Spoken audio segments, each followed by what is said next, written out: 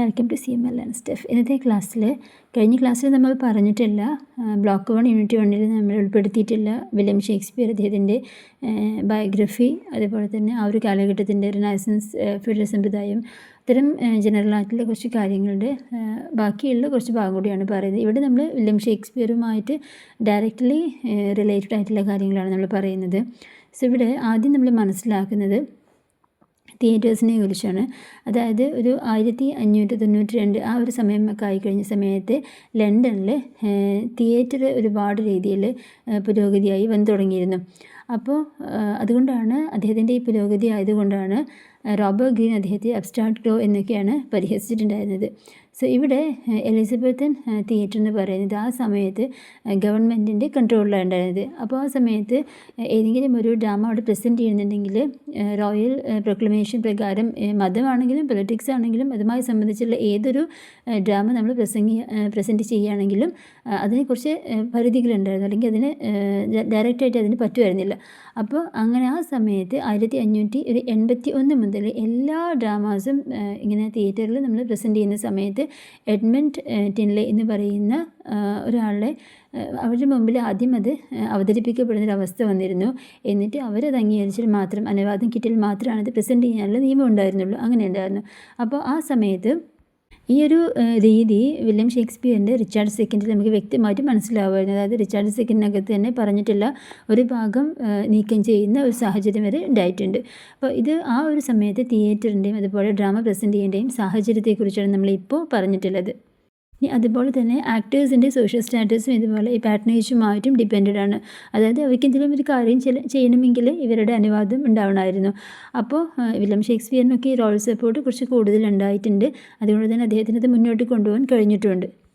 Next, ഷേക്സ്പിയറിൻ്റെ കാലഘട്ടത്തിലെ actors എന്ന് പറയുന്നത് നമ്മൾ നേരത്തെ പറഞ്ഞതുപോലെ റോയൽ സപ്പോർട്ടുള്ള ആൾക്കാരോ അല്ലെങ്കിൽ അവരുടെ റോയൽ സപ്പോർട്ടുള്ള ആൾക്കാരുടെ അണ്ടറിലുള്ള ആൾക്കാരോ ആയിരുന്നു. അതുപോലെ തന്നെ സ്ത്രീകൾക്ക് അവരുടെ സ്റ്റേജിൽ പെർഫോം ചെയ്യാനുള്ള അനുവാദം ഉണ്ടായിരുന്നില്ല.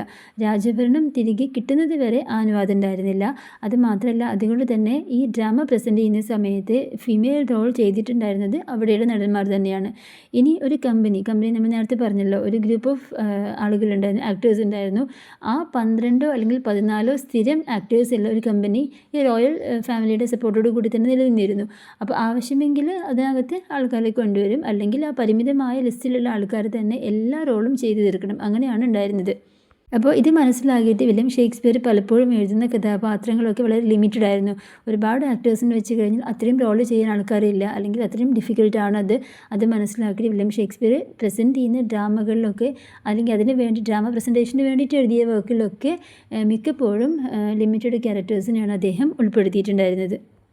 ഇവിടുത്തെ റോയൽ ഷാംബർലൈൻ എന്ന് പറയുന്ന ഒരു കമ്പനിയിലെ ഒരു പ്രധാന ആക്ടറായിരുന്നു റിച്ചാർഡ് ബബേജ് എന്ന് പറയുന്നത്.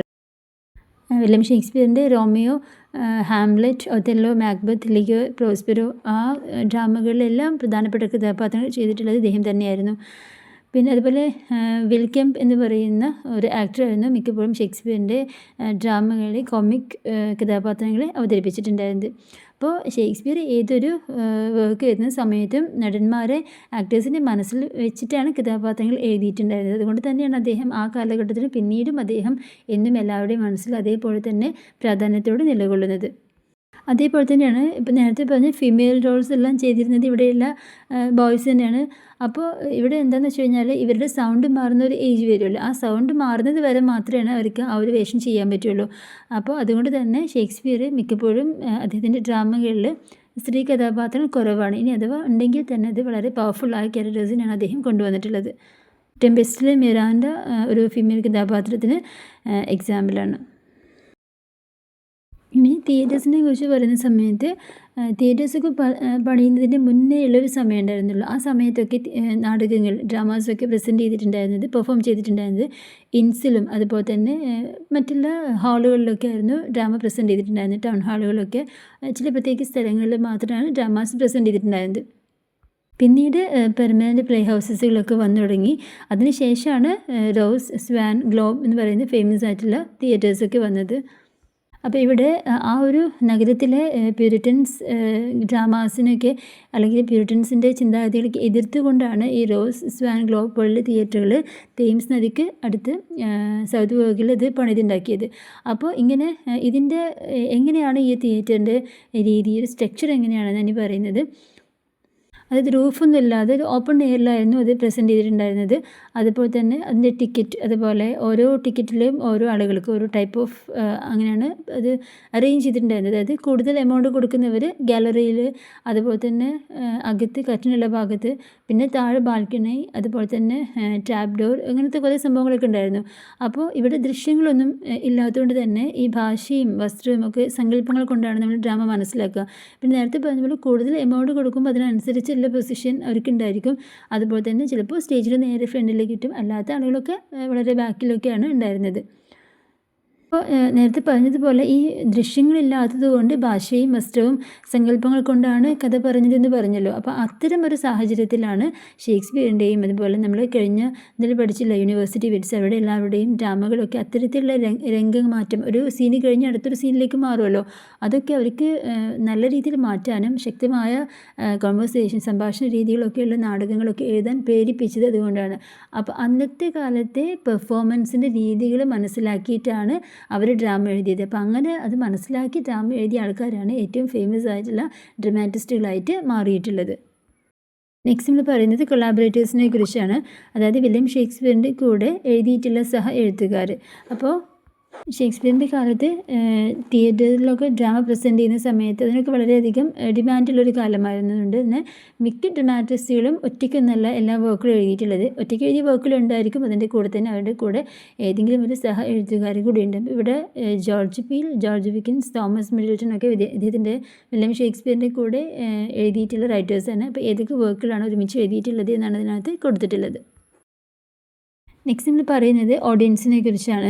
അപ്പോൾ ഓഡിയൻസ് എന്ന് പറയുന്നത് എല്ലാ സോഷ്യൽ ക്ലാസ്സസിൽ നിന്ന് വരുന്ന ആളുകളുണ്ടായിരുന്നു. അതിനകത്ത് ഏറ്റവും പാവപ്പെട്ട വിഭാഗത്തെയാണ് നമ്മൾ ഗ്രൗണ്ട്ലിങ്സ് എന്ന് പറഞ്ഞിട്ടുണ്ടായിരുന്നത്. അപ്പോൾ ചെറിയൊരു എമൗണ്ട് കൊടുത്തിട്ട് സ്റ്റേജിൻ്റെ മുന്നിലുള്ള ഒരു ഓപ്പൺ ഒരു മുറ്റത്താണ് അവർ നാടകം കാണാൻ വേണ്ടിയിട്ട്, ഡ്രാമ കാണാൻ വേണ്ടിയിട്ട് അവർ വന്നിട്ടുണ്ടായിരുന്നത്. പിന്നെ ഏറ്റവും എമൗണ്ട് കൊടുക്കുന്നതനുസരിച്ചിട്ട് ഗാലറിയിലും, ഏറ്റവും ധനികരായ ആൾക്കാരാണെങ്കിൽ സ്റ്റേജിന് മുന്നിലും, അങ്ങനെ ലോഡ് റൂമൊക്കെ ഉണ്ട്, അതിനകത്തൊക്കെയായിരുന്നു അവിടെയൊക്കെയായിരുന്നു ഓരോരുത്തർക്കുള്ള ഒരു സ്ഥാനം ഉണ്ടായിരുന്നത്. പിന്നെ ഇതിൻ്റെയൊക്കെ ഒരു മെയിൻ പ്രോബ്ലം എന്ന് പറയുന്നത് ഈ പ്രേക്ഷകർ എന്ന് പറയുന്നത് നമ്മൾ സാധാരണ പോലെ ഒന്നായിരുന്നു, വളരെ ബഹളം ഉണ്ടാക്കും. സാധാരണക്കാരായ ആൾക്കാരുണ്ടെങ്കിലും അല്ലാത്തവരാണെങ്കിലും അവിടെ ഭക്ഷണം കഴിക്കുക, അവിടെ ആവശ്യമില്ലാത്ത പ്രവർത്തനങ്ങൾ, സംസാരങ്ങൾ, ചിലപ്പോൾ ഭയങ്കര ബഹളവും വലിയ വലിയ പ്രോബ്ലംസ് ഉണ്ടാവുക, ഇതൊക്കെ വളരെയധികം അവിടെ തന്നെ മാറ്റങ്ങൾ, പ്രശ്നങ്ങളൊക്കെ ഉണ്ട് എന്നുള്ളതൊക്കെ അവിടുത്തെ മുതിർന്ന ആൾക്കാർ അതിനെ കംപ്ലയിൻറ്റ് ചെയ്യും. അതിനനുസരിച്ചിട്ടുള്ള പ്രശ്നങ്ങളൊക്കെ ഉണ്ടായിട്ടുണ്ട്. പിന്നെ ഇവരുടെ ഈ ഒരു ആറ്റിറ്റ്യൂഡിൽ നിന്ന്, ഇവരുടെ രീതികളിൽ നിന്നൊക്കെ നമുക്ക് മനസ്സിലാവുന്നത് മിക്കപ്പോഴും ഇവർക്ക് കോമഡി അങ്ങനെയുള്ള അത്രയധികം അവർക്ക് അവരുടേതായിട്ടുള്ള കോൺസെപ്റ്റുകളുണ്ടാവും. അപ്പോൾ അത് മനസ്സിലാക്കിയിട്ട് വേണം ഇന്നത്തെ കാലഘട്ടത്തിലെ റൈറ്റേഴ്സ് അത് എഴുതാൻ.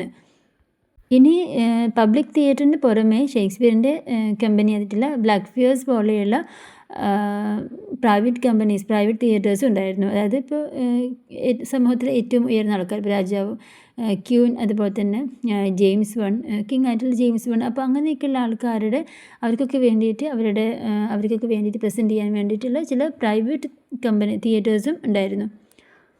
പിന്നെ ഷേക്സ്പിയർ പെർഫോം ചെയ്യുന്നതിന് വേണ്ടി എഴുതുന്ന മിക്ക വർക്കിനകത്തും, മിക്ക ഡ്രാമക്കകത്തും അദ്ദേഹം മനസ്സിലാക്കിയിട്ടാണ് എഴുതിയത്.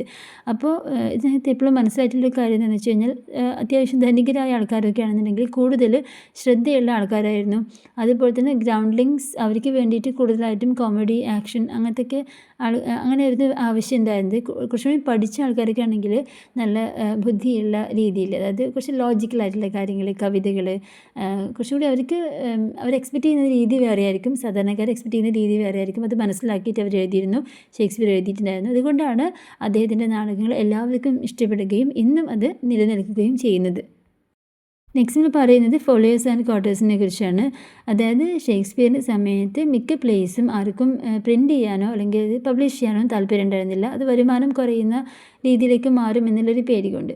അപ്പോൾ ഇദ്ദേഹത്തിൻ്റെ പ്ലേസ് എല്ലാം ക്വാർട്ടേഴ്സ്, ഫോളിയോ എന്നീ 2 രൂപത്തിലാണ് പിന്നീട് പുറത്തിറങ്ങിയിട്ടുള്ളത്. അതായത് ക്വാർട്ടർ എന്ന് പറഞ്ഞാൽ ഏറ്റവും ചെറുതും അതുപോലെ ചില ഈ പെർഫോമൻസിന് വേണ്ടി മാത്രമായിട്ടുണ്ടായിരുന്ന അങ്ങനത്തെയുള്ള വർക്കുകളൊക്കെയാണ് ക്വാർട്ടേഴ്സ്.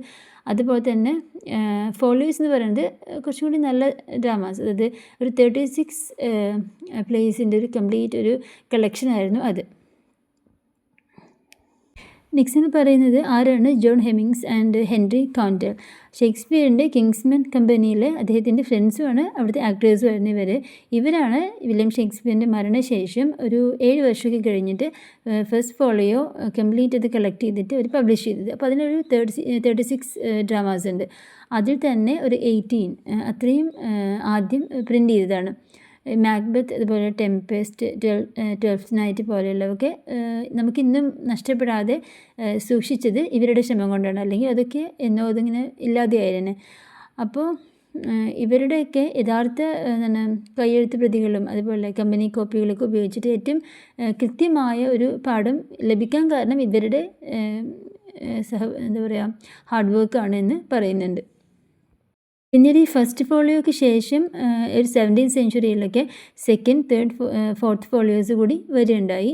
അപ്പോൾ ഇവിടെയൊക്കെ ഷേക്സ്പിയറിൻ്റെ ഡ്രാമാസ് കൂടുതൽ ആളുകളിലേക്ക് എത്താൻ സഹായിച്ചത് ഇതായിരുന്നു. ഈ 3rd ഫോളിയോയിൽ പുതിയ കുറച്ച് ഡ്രാമാസ് കൂടി ആഡ് ചെയ്തിട്ടുണ്ട്. പക്ഷേ അവയിൽ പലതും മറ്റുള്ളവർ എഴുതിയതാണ്. പിന്നെ ഓരോ പതിപ്പിലും പഴയ ഭാഷ മാറ്റിയിട്ട് തെറ്റുകൾ തിരുത്തിയിട്ടും അതുപോലെ ചില പുതുക്കി പണികളൊക്കെ നടന്നിട്ടുണ്ട്. ഇനി വില്യം ഷേക്സ്പിയറിൻ്റെ ലിറ്റററി ടെക്നിക്സിനെ കുറിച്ചാണ് പറയുന്നത്. അതായത് അദ്ദേഹത്തിൻ്റെ soliloquy, to be or not to be, ഹാംലെറ്റിലെ അദ്ദേഹത്തിൻ്റെ സോളിലോക്കി അത് ഒരു early form of stream of consciousness ടെക്നിക്കാണ്. അതുപോലെ തന്നെ the tense dialogues in Macbeth are similar to the Pintoresque style with poses and hidden meaning. Then he mastered devices like allusion, dramatic irony, symbolisms, monologues and soliloquy.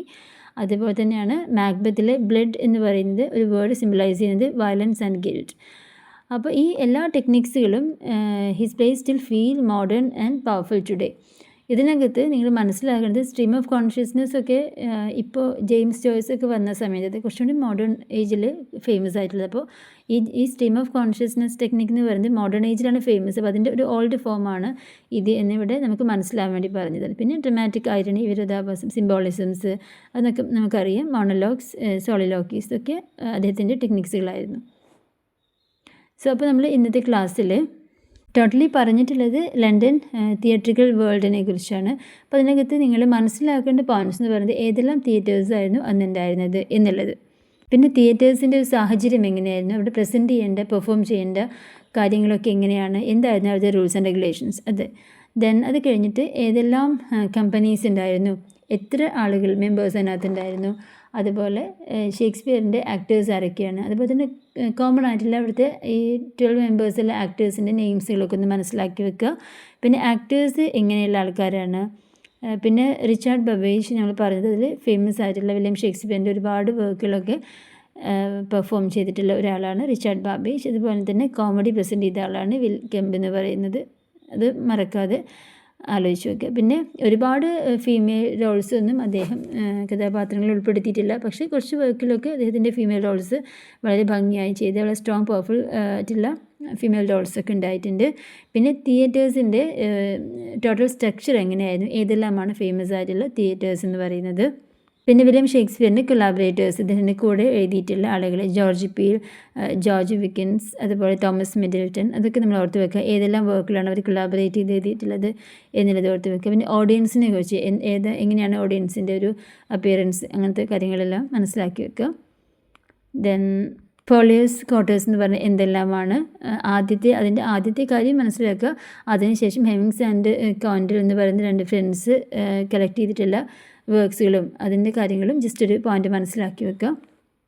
പിന്നെ literary elements, അതായത് stream of consciousness, അതുപോലെ picturesque style, allusion, dramatic irony, symbolism, monologues, soliloquies, അങ്ങനെയുള്ള soliloquies അങ്ങനെയുള്ള കാര്യങ്ങളൊക്കെ ഓർത്ത് വെക്കുക. അപ്പോൾ ഇത്രയും കാര്യങ്ങളാണ് ഷേക്സ്പിയറിൻ്റെ യൂണിറ്റ് 1 നമുക്ക് മനസ്സിലാക്കാനുള്ളത്.